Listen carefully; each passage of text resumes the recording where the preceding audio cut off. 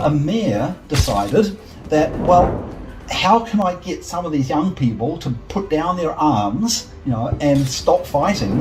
I have to work out how they could actually have a livelihood.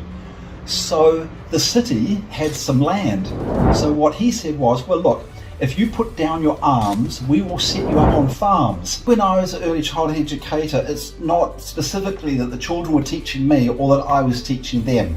We were teaching each other and exploring. Today, we wouldn't so callously destroy the environment or each other, because we would see the beauty in every person, in every living being, in every plant, in every stone. And so we wouldn't feel able to be able to destroy those things. Hatred is taught, it is not inherited. There are conflicts between teenagers, there are conflicts between adults, there's conflicts between countries. Conflicts will not go away. Conflicts are natural, but it's how we address those conflicts that is where we have learned ways of doing that. We either have ways of addressing those conflicts. So that sounds less like politics and more like emotional intelligence on a global scale. So is world conflict ultimately a failure of human emotional maturity? We have a lot of very good negotiators and very good diplomats who are doing this all the time. It's not that we don't do it. But sometimes that can't work. Sometimes the history is too difficult between us. Nuclear weapons are not only technological creations, they are like psychological creations too. Oh, exactly. This is the problem with nuclear weapons, is that they're designed for a purpose, but they're not a very good tool for that purpose because they're so dangerous. And because the very fact of threatening to use nuclear weapons against your adversary is elevating risk, threat, mistrust, and the possibility we could have a nuclear war. Many countries justify nuclear weapons as a necessity because of the hostile neighbors and global rivalries. So what do you have to say about that? So we need to be able to resolve our conflicts in peaceful win-win ways rather than coercing each other with more and more military power. That's why we set up the United Nations. That was the purpose of the United Nations. It was set up after a disastrous Second World War that was based on this way of thinking. We're focusing on security mechanisms that are doomed to fail because of the threats that they increase, rather than going for what was laid out in the UN, which is a common security framework. It has slowly normalized fear. Unfortunately, there is a lot of fear promotion and fear escalation in many aspects of our lives. Do you believe our problem today have become global while our thinking still remains national? Yes, so you're quite correct. There are a lot of issues now that transcend national boundaries. India has long spoken about Vasudeva Kutumbakam. The world is one family. So what do you think? Ancient wisdom, traditions and spirituality still have a role to play in global peace building? Yeah, totally. All of the great religions have this ethical principle. One, stewardship, to look after the earth. There are so many people around the world who are working for better things for humanity in many different ways. And some are more obvious out the front because they're leading organisations or leading initiatives. Some are more quietly in the background. Everybody's important. So it's a shared responsibility. If instead you say it's not the idea of education is not for students to fit into society, but to help to manage society collectively, you will then have a different approach to this. When future generations look back at humanity in this era, what do you think they'll say about us? Humanity has reached the stars, decoded the genome, and built machines that can think. Yet, we still live under the shadow of weapons capable of ending civilization in a matter of hours. If we know the cost of destruction, why do we continue to hold on to it? And more importantly, can we choose a different future? Welcome to Podcast Vibe with Neha. Today's guest is not just a peace activist. He's a teacher who took the lessons of conflict resolutions from classroom all the way to the United Nations. He is a recipient of the Right Livelihood Award, often called the Alternative Nobel Prize, for his decades of work toward peace education and nuclear disarmament. Please welcome Mr. Alyn Ware. It's my honor to welcome you, Mr. Alyn Ware, to Podcast Vibe with Neha. Thank you very much. Very wonderful to join you. Completely my honor, sir. Thank you so much. Sir, before diplomacy, before the United Nations, before global peace movements, You were actually a early childhood educator. So that surprises many people. So I want to begin from here. What did children teach you about humanity that adults often forget?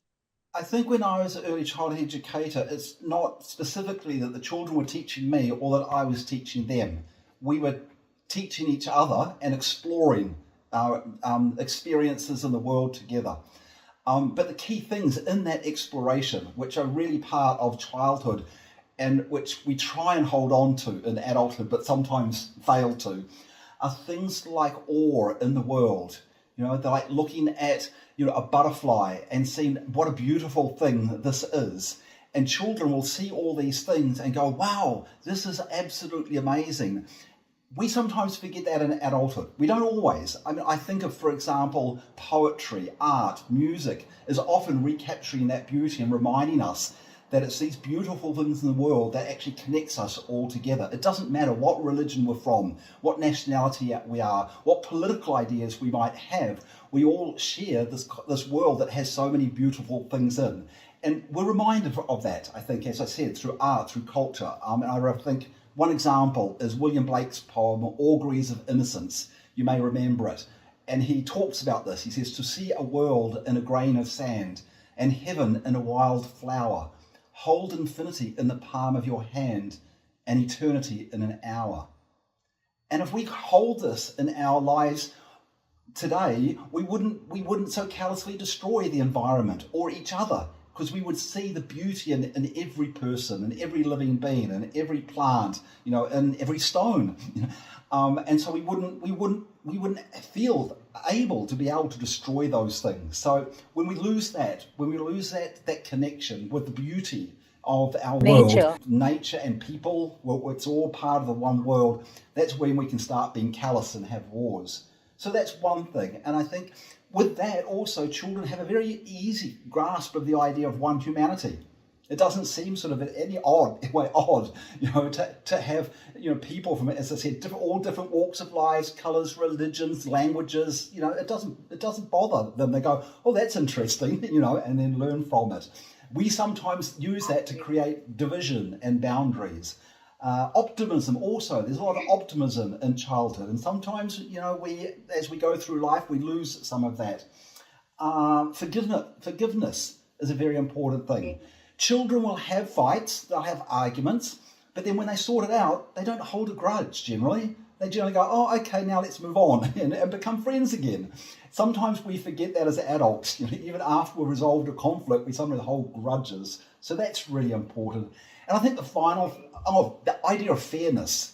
You talk with any child about fairness and they'll have an idea. It means you treat your neighbour, your other people in the school as they should be treated, as you would want to be treated. And that's very common. And sometimes we forget that idea of fairness also. And the final thing is openness to new ways of thinking. Children are really open to like a new idea. Whereas in adults, we often get stuck on ideas we've sort of come to and find it hard to budge from one idea to another. So those are the things I think from childhood that we want to hold on to. The aura and magic, the idea of one humanity, optimism, forgiveness, and to be able to move on after conflicts, the idea of fairness and openness to new ways of thinking. That's really fascinating, sir, because somewhere along the way, adults become more divided than children. Yes. According to me, I think that hatred is taught, it is not inherited, because our basic nature is No, like love. not What do you say hatred. about that? Yeah, not hatred and animosity. So, and I see this with young children. There isn't hatred. There isn't animosity. There is there is an ego. There is a desire to have, one's own needs, and often, take the truck in the Or sandpit. maybe a competitive spirit, you can say they have. Yeah. So there's not animosity. There's not hatred in childhood, and we learn that. That's true. But Yeah. just to go the other, there are conflicts. There are conflicts between teenagers. There are conflicts between adults. There's conflicts between countries. Conflicts will not go away. Conflicts are natural, but it's how we address those conflicts that is where we have learned ways of doing that. We either have ways of addressing those conflicts that are win-win solutions that respect everybody in the conflict, that look at resolving the underlying issues. And that's the most important way. And if we learn that way of resolving conflicts when we're children, we will bring that also into our politics when we're adults. And that's why in where I come from, Aotearoa, New Zealand, we felt that to have a peaceful society, we had to have peace education at the earliest age in the schooling system. So that was from early childhood, from the kindergartens, from the preschools, teaching how to resolve conflicts peacefully, cooperation skills, how to speak feelings so that you don't pent up frustrations, but you can actually resolve these by speaking them out. All these are really important to learn really early on, and that then helps us to be able to build peaceful societies. Yes. You also once said something very powerful, sir, that the principles of peace are the same, whether in school, at home, in communities, or internationally.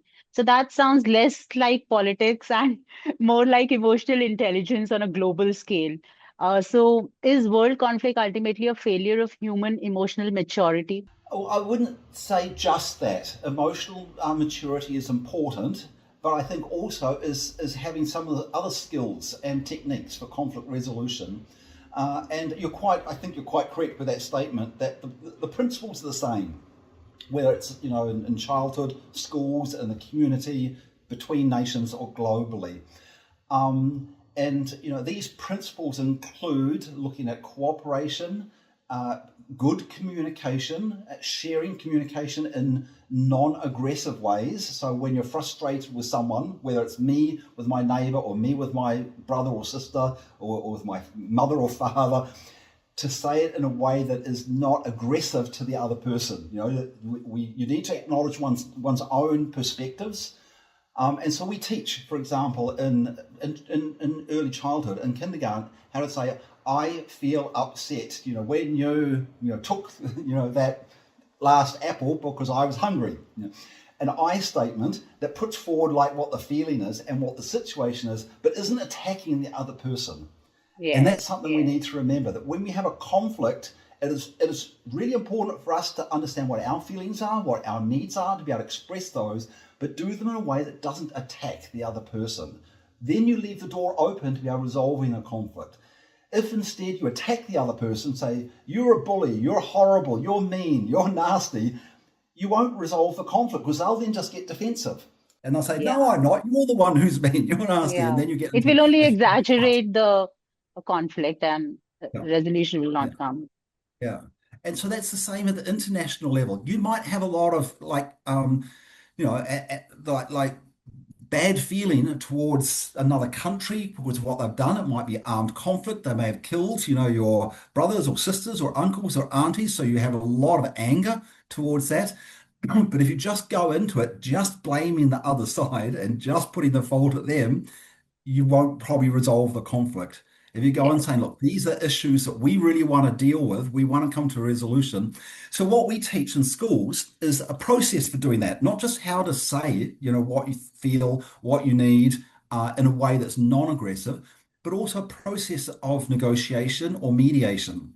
So negotiation is when you just have you and I have a conflict and we resolve it ourselves. We both have good skills at communicating, and we both have an idea that we want to reach a resolution that will suit both of us. We can do it. Sometimes we can do that. Negotiation, diplomacy, this is a very good skill to learn. And in adults, we have a lot of very good negotiators and very good diplomats who are doing this all the time. It's not that we don't do it. But sometimes that can't work. Sometimes the history is too difficult between us, or it might be that we're unable to find the solution. So then you can have a third party. So that's mediation. So we teach mediation in schools. So when there's a conflict, we do this in like primary schools, for example, from 5 years on, they can do it. If there's a conflict in the school between a couple of the pupils, they don't run to the teacher, they go to other pupils who've been trained as mediators. And the mediators have a process of asking one person first their side and how does that make them feel? And then the other side, how does that make them feel? And then go back now, do you have any ideas, or questions? Do you have any ideas or questions? You can see how the process is going. It's actually aimed not at like animosity between the two disputants, but finding out what's underlying this and how might they be able to resolve it.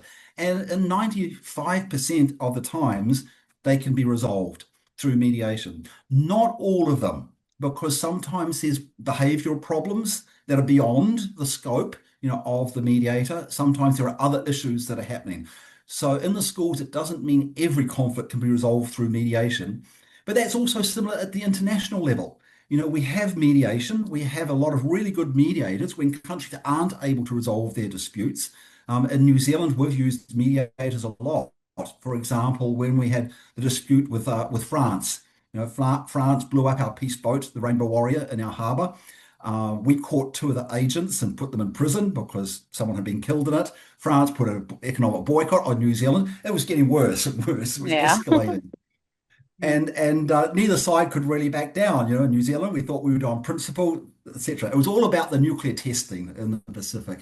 But we brought in the United Nations mediator, and they managed to get a solution that both France and New Zealand could live with. And out of the end, it helped us restore really good relations with France. So now there's no animosity at all. This is the role of mediation. It's to help both parties be heard, feel that their needs be met, be happy with the solution, and then rebuilds the cooperation and trust between them. Now, so mediation is really, really important. So that works, as I said, not all the time. Sometimes it doesn't. At the international level, it doesn't always work, but it works a lot of the time. When it doesn't work, we've actually got other techniques as well. We have, for example, the Permanent Court of Arbitration, which was set up well, it was decided to be set up in 1899 at the first Hague Peace Conference in The Hague, but it took a few years just to get the arbitrators and the facilities and things like this. So I think it was like 1903. So a lot of disputes that aren't able to be resolved through negotiation or mediation, the parties can then take it to arbitration. So that's another really good way of resolving these conflicts peacefully. And the arbitration decisions are all confidential. So that's a really nice way, good way of doing it. If that fails, there is another one. And sometimes states don't even go to the arbitration. They say, well, actually, this is a matter of international law. So we want to have a legal determination about it. So they go to the International Court of Justice. So as you can see, why I'm describing these is because people often don't realize that there are many ways of achieving peace. They think, there are so it's just many one ways to or resolve a the other. conflict. So, in a way, nuclear weapons are not only technological creations, they are like psychological creations too. Oh, exactly. In this way, nuclear weapons are unlike most other weapons that are involved in wars that militaries use. If you look at other weapons, whether it's tanks, guns, conventional bombs, those, they're all designed for a war fighting scenarios, with the idea of this: if we have this particular conflict and we're fighting a war, this will be the weapons we'll use, or we'll use these weapons, and this is the way we'll use them. It's not the case with nuclear weapons. Nuclear weapons have got a different purpose. The purpose, for those who have them, the purpose is to deter conflict, with the idea that you've got these nuclear weapons that if they were used, the power is so destructive that by threatening their use, it prevents an adversary from attacking you. That's the idea of nuclear weapons. So to prevent conflict. The problem is, it's not a very good way of preventing conflict. It's a little bit like, say, you've got your garden, right, and next door, and you're worried that your neighbour might come over and steal some tomatoes. So what do? You put landmines along the line, or you put bazookas up and say, you come and steal my tomatoes, and you're going to be blown up. It's like, what do you how does that make your neighbour feel? And if your neighbour does the same thing, they've got pumpkins or something, they don't want you to come and take their pumpkins, and they put bazookas along the borderline, how does that make you feel? Like a horrible situation, by miscalculation, by misunderstanding, by thinking, they're about to fire their bazookas, we better fire ours first. This is the problem with nuclear weapons, is that they're designed for a purpose, but they're not a very good tool for that purpose because they're so dangerous.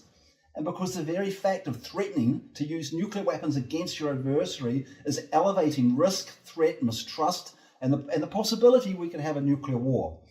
So that's why we have to find another way of, I would say, it's not just deterring your neighbour, your country, etc., of resolving the conflict. Because it shouldn't just be about saying, hey, you're bad, I'm going to try and stop you. That doesn't get good neighbourhoodness, good friendly relations. So when you're looking at your neighbours, for example, it's much better to make friends with them, and share things and talk and have communication. And have law, which is important, so that the law will say, yeah, this is exactly where the demarcation is between our properties. So that's why we have international law, why we have the International Court of Justice. It can decide what is the proper line between the borders, for example, so you don't have to have a war or threaten each other over where the territorial boundary is, or other issues that you might come into conflict with that you can't resolve peacefully. So that's why law is very, very important. The International Court is very important. And if we had stronger law and better use of the International Court of Justice and the United Nations, the other systems, mediation, negotiation, we wouldn't need nuclear weapons. So many countries justify nuclear weapons as a necessity because of the hostile neighbors and global rivalries. So what do you have to say about that? So we need to be able to resolve our conflicts in peaceful win-win ways rather than coercing each other with more and more military power. So that's the problem with nuclear deterrence. I think I explained it a little bit earlier, is that if I have nuclear weapons, I'm threatening you, saying, watch out, you better not attack me. The adversary feels severely threatened, so they're likely to develop nuclear weapons as well.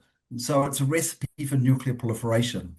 And then they start threatening us. So because we feel more threat, we're going to build up our weapons more, and it breaks down the possibility to develop good relations because we're threatening each other. It's very hard to resolve conflicts when you've got this threat hanging over your heads.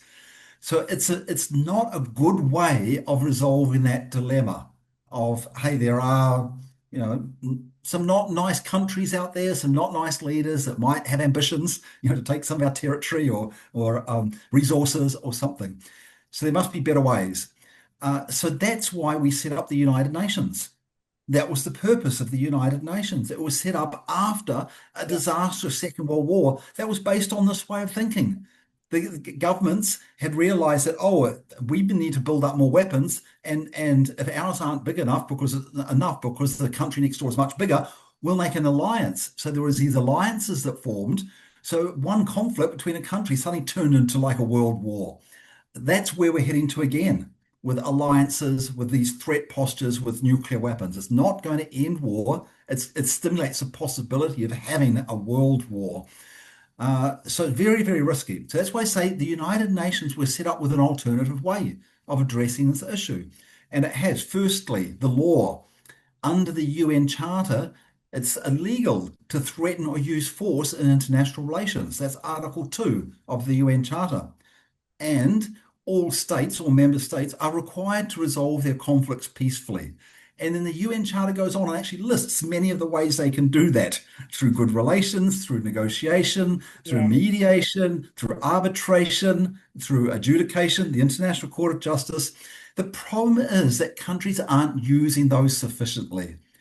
How much money are governments investing in the United Nations compared to what they invest in the military? It's a small fraction. $2.7 trillion is invested in militaries around the world, and it's a few billion in the United Nations, less than 1% of what's spent on military. So we've got the priorities wrong.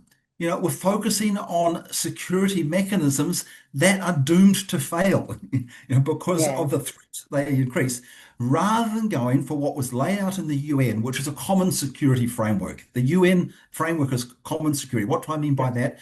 It means that my security or the security of my country is not based on diminishing the security of my neighbor by threatening them. The world today lives under constant anxiety. Wars, nuclear threats, climate fears, polarization. Do you think humanity has slowly normalized fear? Unfortunately, There is a lot of fear promotion and fear escalation in many aspects of our lives.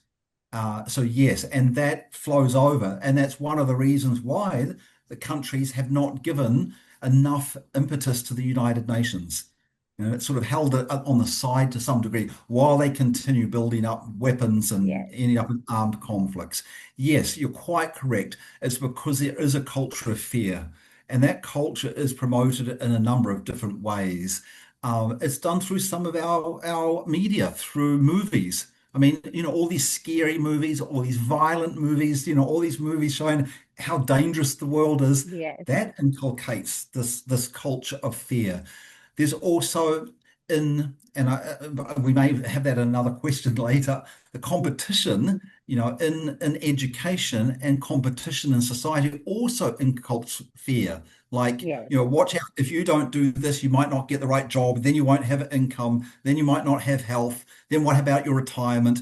There's all these fears that have been put into people, you know, through our competitive systems, yes, and that's competitive education system, other competition in society.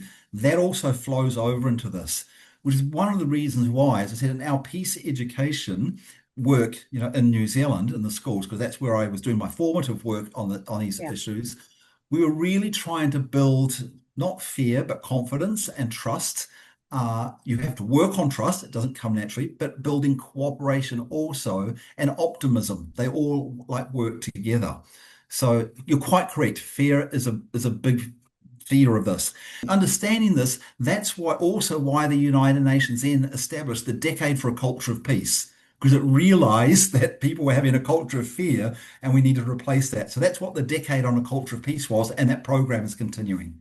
absolutely, sir. Because when fear becomes normal, peace begins to feel, unrealistic. That's great. For someone listening at home, how would you explain this idea in the simplest and most human way possible? The common security concept. Yes, yeah, I started talking about that and said that's what the Yeah, United Nations is based on, the idea of common security. What it means is that your security and my security are common. They work together, and they interrelate. It means that I can't base my security on threatening you or diminishing your security, whether it's a neighbor or whether it's a country. If I do that, my neighbor or my neighboring country will respond by escalating their threat version of security to counter ours. And it just gets into this tit for tat, like threat versus threat, build up, weapons until you can have a disaster. So that's competitive security. That sort of military security is based on a competitive one. I'm competing against my adversary. I have to make sure that my armed forces are better than my adversary. So if we go to war, I can beat them. Common security is based on we're not going to go to war. We're going to try and resolve the conflict peacefully. And if we can't do it through negotiation, we could try arbitration, we could try the International Court of yes, Justice. So common security requires a commitment to the United Nations and a commitment to international law. At the moment, only 75 countries out of all of the UN members, uh, so that's just less than 1/3, accept the compulsory jurisdiction of the International Court of Justice. So they haven't embraced this idea of the United Nations, that if we can't resolve our conflicts through diplomacy, negotiation, mediation, then the next step, not war, it's to use law, not war. We can then use the courts. And the court's done, in the cases it's dealt with, which is about 160 cases, it's done very, very well. It's helped resolve a lot of conflicts. Because by having a legal process when two countries that, and so I gave the example, disputing over where the territories are, who owns this particular piece of land, for example. The court can go into the facts, like, so what's happened? Where did this come from? What's the history of it? And then it applies legal principles, so it's fair. So it's not favouring one side or the other. It doesn't depend on how powerful the country is, how many votes they can get in the UN. No, it's based on the law. So it's very fair. So even if you get a decision against yourself, a country, you can say, well, at least it was fair, and so we can go along with it. So most of the decisions given by the court, both sides, both parties will go along with it, even the losing party, because they recognise that it's fair. And I think I talked a bit about this when I talk about, children have an idea of fairness. They understand fairness. We do as also, but sometimes our system doesn't provide the capacity for us to take that approach. The UN does. So what we're trying to do with our Law Not War program, we have a program called Law Not War, Legal Alternatives to War, is to encourage more and more countries to accept the compulsory jurisdiction of the court so that they have that option of resolving conflicts if they're not able to do it through diplomacy, negotiation, or mediation. What you just said about common security, that completely changes the traditional idea of power. And the humanity survival now depends on more of cooperation, collaboration, instead of, the competition, the conflicts. Yes. Yeah. So the traditional idea of power is coercive power. Am I strong enough to convince someone else they better do it because I'm Yes. strong and they're weak? That's the sort of the traditional idea of power. It's coercive, it's power over, it's domination, and it's very unstable, and it doesn't resolve the conflicts.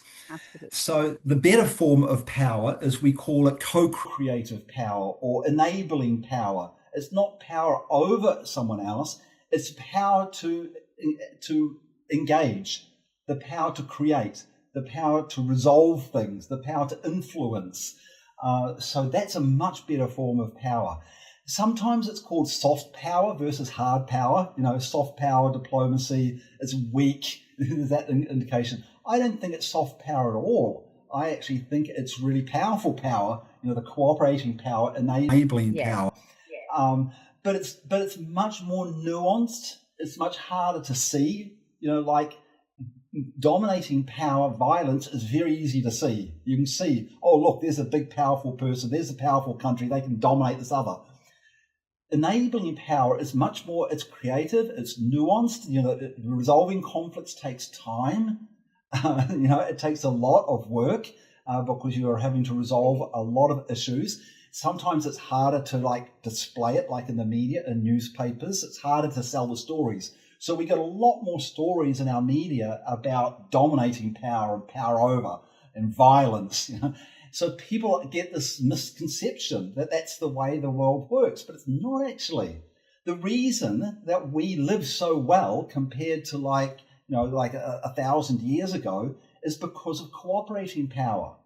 Yeah. And we're cooperating all the time. I mean, if we're traveling, we cooperate, because of which side of the road we drive on, or the planes flying through the air so they don't crash with each other. We have cooperation there. If we're sending telephone messages, talking like this as we're doing now on internet, this is all cooperation, global cooperation. So a lot of the time, we're actually doing a lot more cooperation than people realize. And so they get a bit of a misconception about the way the world works. The world actually works better on cooperation than it does on coercive power. Exactly. So you are also associated with MEGASER, the Mobilizing and Earth Governance Alliance Initiative. And what struck me deeply is that this conversation is no longer only about war. It is about whether humanity can learn to function as one interconnected civilization. Climate crisis, AI risk, nuclear threats, pandemics, none of these stop at borders anymore. Do you believe our problem today have become global while our thinking still remains national? Yes, so you're quite correct. There are a lot of issues now that transcend national boundaries. Climate, of course, artificial intelligence, pandemics, you've mentioned some of them, nuclear threats, the oceans already, our ecosystems that transcend national boundaries. They're not stopped at borders now. Yes, yeah. Now, our traditional governance is based on nation states. Well, traditional, it's been for 100 years. Before that, it was city-states. But anyway, for the last 100 years, it's been nation states. And nation states do very well at governing issues that are to do with within that territory. So it's the right governance model, as long as it's a democratic governance model, for within the territories. But all these issues go beyond. So therefore, we need to have better governance, for those issues that go beyond the borders. That's quite correct. So that's the idea of MEGA, Mobilizing an Earth Governance Alliance, is that particularly on these environmental issues, we need to have some global governance mechanisms. Now, they do not replace the national ones or even local ones. And what they're looking at is that they are complementing what's happening at the national and local levels, not replacing them. They're complementing to ensure that we can have good cooperation between countries. And so there's not a competition between countries, which is destroying the environment. So there are a number of ways of doing that, and that is, through, and the United Nations is one of the most important bodies for facilitating that, because it brings the countries together. Some of it is on treaties on specific issues, which is very good. But it's also ensuring that we have clear legal responsibilities of everybody. So that's why we just had an International Court of Justice case on climate change, because the treaty bodies wasn't doing enough and the obligations weren't sufficient to be able to protect the climate. So it's not just treaties, it's not just the UN Forum, it's also the role of the international courts to ensure that we've got good management of the environment that transcends the borders. But there's also the principles of the we call it the principles of the global commons. So the global commons are parts that are not owned by anyone. They're not under the territory of a certain state. And we need to have management of those as well. So that's based not so much on nation states agreeing, although it's an important part, but there's a whole new body that needs to deal with that. If we're dealing with the commons, it should be multifaceted, not just member states as parties to it, but indigenous peoples, for example, who are engaged with these issues. So the global commons are the high seas, the oceans, the atmosphere, outer space, the seabed, Antarctica. So no one country owns that space. So we have to work out how to cooperate to manage that well. We're starting along that way. We've just had a wonderful treaty adopted at the United Nations on biological diversity beyond national jurisdiction. So biological diversity beyond national jurisdiction. It is, I think, it's not the only one. We've got the Antarctica Treaty, of course, back from 1959, which was cooperative management of Antarctica, and it's worked pretty well. But the oceans were becoming an incredible threat. So this new treaty provides a new cooperative way of managing a part of the global commons. And we need more of that. And we need to learn from some of the traditions of protecting global commons. So that's things like national parks, marine reserves, indigenous protection of land through granting the rights of nature to certain areas. Those are the concepts which we need to bring into the international environmental law as well. And that's what we're doing with MEGA, Mobilizing an Earth Governance Alliance. So some people feel uncomfortable hearing terms like global governance. How would you explain the difference between domination and a collaborative global responsibility? Model for this is the World Federalist model. And I'm part of the World Federalist movement. That's one of the reasons why I'm part of it, is because to me that's an excellent model. What that model is based on is something called the subsidiarity principle. The subsidiarity principle means that you use the lowest level of governance necessary to manage a particular area or issue. So if you're just looking at like a park, within a city, it would be the city council that manages that. Yeah. That's the lowest level authority that could manage the city park and would take into consideration all the concerns of the stakeholders in that city. They're the best ones to manage it. Right. You wouldn't have the United Nations managing a park, in my hometown of Tauranga, for example. My city council would do that. Yeah. Then similarly, look at a little bit bigger, if it's like in the bigger area that goes beyond cities, or county councils, then you'll need a national governance for it. So that's why you have, national parks and national marine reserves, some national legislation on the environment. It doesn't rule out the local. It's not in opposition to the local management. It's just the next level that you need to manage. That's the same with global governance. It's not going to overturn national management or local management. It's coming in at the global level, what's required to have better management of the interactions between the countries, the global commons, the issues which go beyond the borders and need that management. So yes, it's not a top-down global dominance. It's a facilitating global cooperation. That's the idea of world federalism under the subsidiarity principle. Wow. Amazing. And so what do you think? Humanity is psychological, ready to think as one planet instead of a divided nations? Psychologically, are we like ready? Yes. Oh, definitely. And I remember when I first started, in this work, I mean, it's a few decades ago, and to try and get people to think about one shared planet was quite difficult until we had the astronauts going up into space. And, off to the moon, some of the astronauts, they turned back around, they took a picture of the Earth. And for the first time, we had seen the picture of the Earth as like, one ball. And the realization that we had from seeing that photo was that it doesn't matter what country we're from, what religion, what culture, what language, we're all on this one ball. And Buckminster Fuller coined the term spaceship Earth. He said Earth is like a spaceship. It's a big spaceship, of course, but it's a spaceship. We're all on this one spaceship together.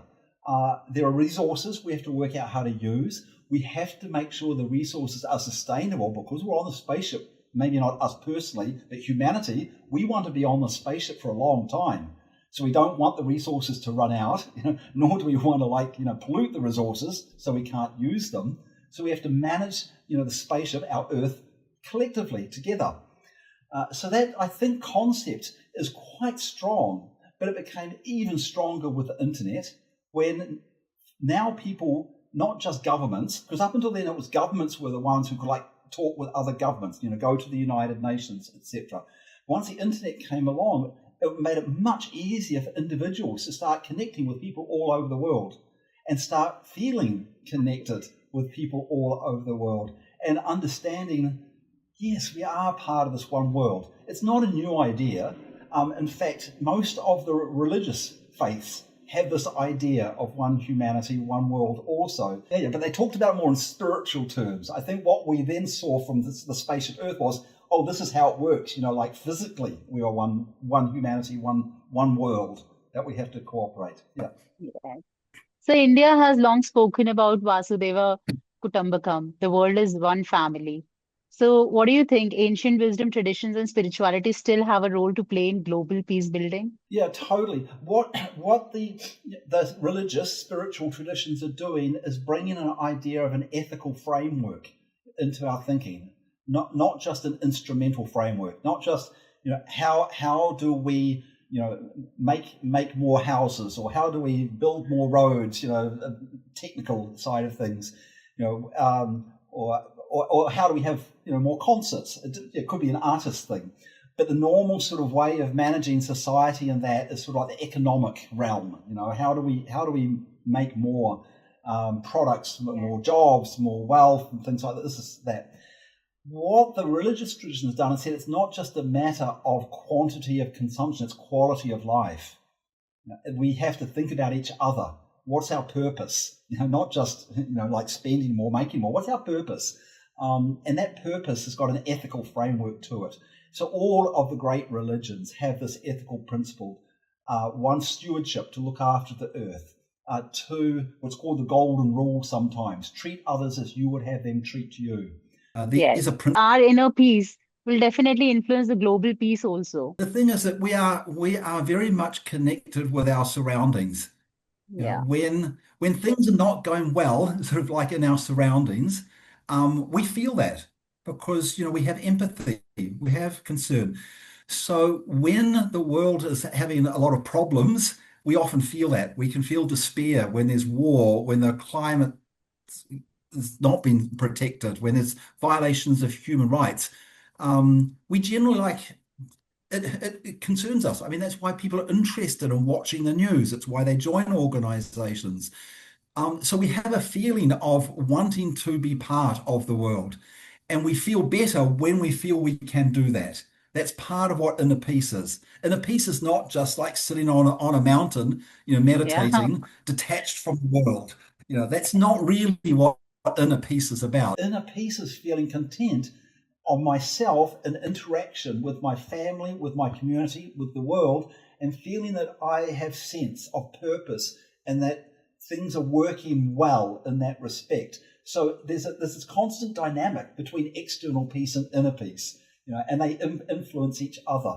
Yeah. And the more that we can help influence external peace, by doing things on it, doesn't mean we have to have the result, because that's beyond our hands. But if we're engaged in activities to help others and to help the world, we will feel better in ourselves as well. We're feeling that, hey, we're contributing, we have meaning in our life. So yes, there's a constant dynamic between inner peace and outer peace. So you have spent decades working around war, existential threats, and global conflict. Does carrying the emotional weight of humanity's future ever becoming exhausting personally? And what keeps your hope alive? No, because I don't believe that I'm carrying the weight of humanity on my shoulders. That would be a little bit presumptuous. There are so many people around the world who are working, for better things for humanity in many different ways. And some are more obvious out the front because they're leading organisations or leading initiatives. Some are more quietly in the background. Everybody's important. So it's a shared responsibility that we have. No one person is carrying it by themselves. That would be too much. That wouldn't work. And what gives me optimism is because I've seen many of these people and organisations, and part of what we're doing is to try to find this out, to find some of the wonderful initiatives and people that are doing things. So we do that in a couple of awards. We have our Basel Peace Office that I'm working with has an award called the PACE Award, which is Peace, Nuclear Abolition and Climate Engaged Youth. And it's 3 prizes of €5,000 per year. And we put out the call and say, if you're a youth project, that's on any of those issues, peace, which is very broad, of course, nuclear abolition or climate, then nominate it. And then we have a jury and then an election and a big event. We normally get between 100 and 130 wonderful youth projects from around the world being nominated. And some of them are really difficult situations. Like this year, 2 of the winners were from conflict zones. Ukraine, a youth project, and a youth project, a women's empowerment and education project, youth project in Afghanistan. I mean, really difficult situations, and young people are doing wonderful, innovative, interesting, effective projects. And so that's one thing that gives me, cause for hope, seeing the engagement of the youth. The second one, which is with one of my other organisations, World Future Council, is looking at not just projects per se, but actually policies that have been adopted, whether that be at the local city level or at the national level or regional level, like European Parliament, Europe, for example. Or Latin America, that we've got regional policies. So these are policies that have been adopted by the appropriate government, as I said, at different levels, that have been in operation for at least 2 years, that are helping to protect human rights, peace, the environment for future generations. And again, we get some incredible policies nominated. Every year it's a slightly different topic, some more on children's rights, some on the climate, on forest, on oceans, on peace, on rights of future generations, rights of nature, so different topics. And again, we see there are some incredible policies that have been adopted. So often people have a bit of like a lack of trust in Parliament. Politicians. They go, oh, politicians are corrupt. It's not true. I mean, of course there are some corrupt politicians, but there are some really dedicated people who've gone into either city council or into national parliament, to do service and to build good policy. And we demonstrate and show some of them. And there are, fantastic policies around. I'll just give one example, just to get a feel of this.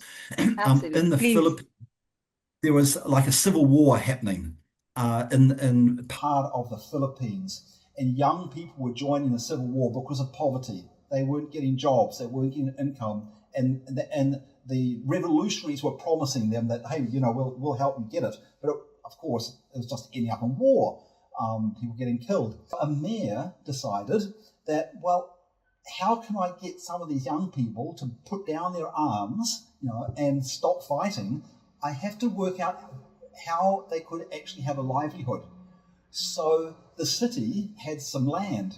So what he said was, well, look, if you put down your arms, we will set you up on farms.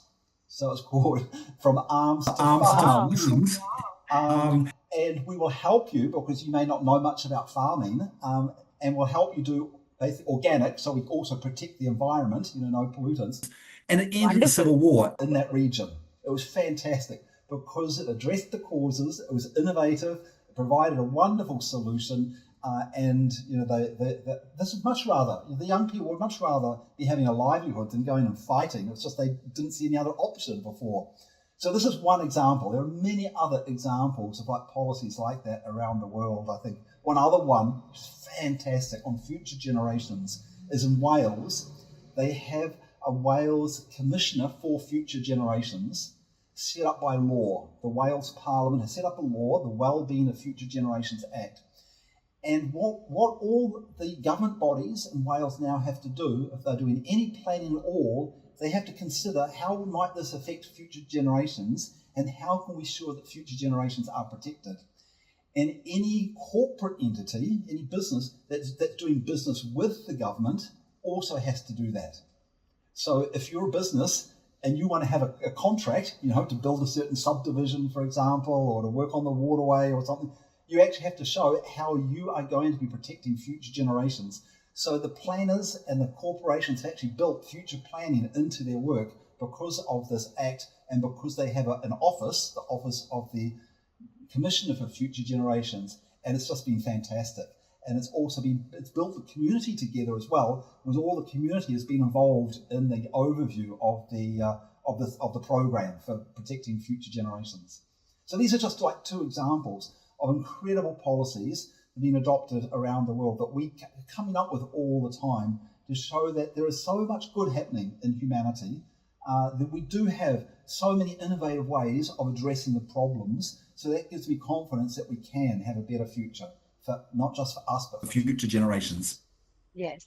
And so talking about future, as an educator myself, this part deeply resonates with me. If children globally were taught empathy, emotional intelligence, conflict resolution, and peace building from an early age, do you genuinely believe that humanity's future could change? Change even more to the good. Yes. Oh, definitely. Yeah. The education, I think. Then why do education systems teach competition so deeply, but rarely teach peace or collaboration?